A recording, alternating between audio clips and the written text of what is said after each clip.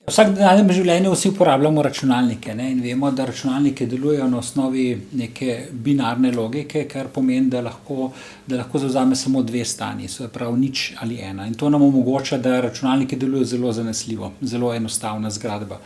In na ta način poskušamo uvesti v podoben način regulacije v celice.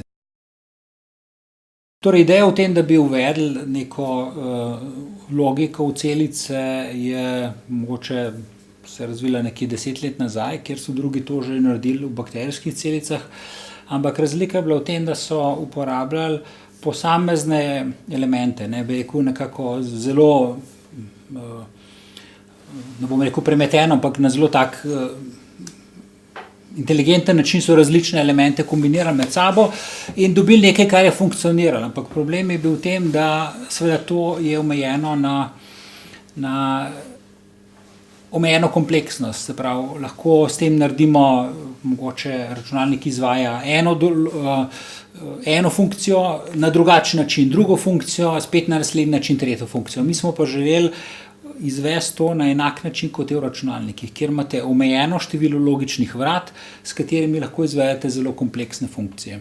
In pokazali smo, da iz teh elementov lahko sestavimo osnovna vrata NOR, iz katerih potem lahko sestavimo katerokoli logično funkcijo. In kar pomeni, da nam ta kombinacija omogoča razvoj kompleksnosti, torej bistveno več kot sedaj, kjer lahko smo mogli vsako funkcijo na drugačen način implementirati.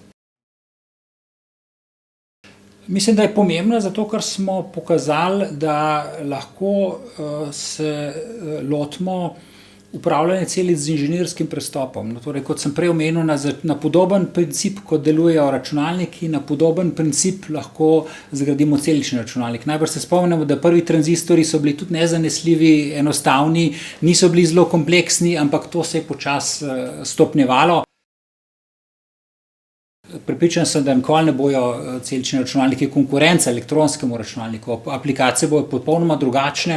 Prepričan sem pa, da nam bo uspelo torej z spreminjanjem genomov, z sintezno biologijo pripraviti celice, ki bodo upravljale marsikatere uporabne naloge, zanimive lastnosti, ki jih do danes še ne znamo.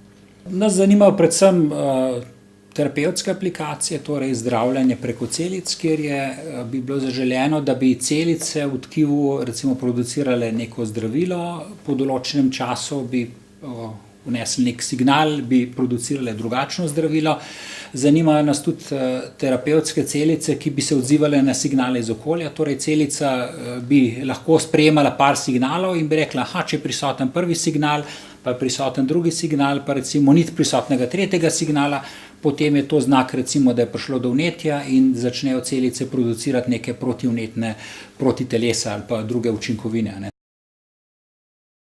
Jaz mislim, da mogoče več zgodb o uspehu, no, to, da dejansko potegne zgodba nek uspeh, to, da dokažemo mogoče Sloveniji tisto, kar manjka samozavesti, da dejansko se moramo meriti tudi z najboljšimi na svetu, no. Tako da to mislim, da je tudi mogoče največji motivacijski dejavnik za mlade, zato da se bojo bolj usmerili v znanost, da bojo videli, da tudi v Sloveniji lahko naredimo dobro znanost in ne nazadnje mogoče tudi, da to pripeljemo do neke aplikacije, do neke uporabe v industriji, v medicini.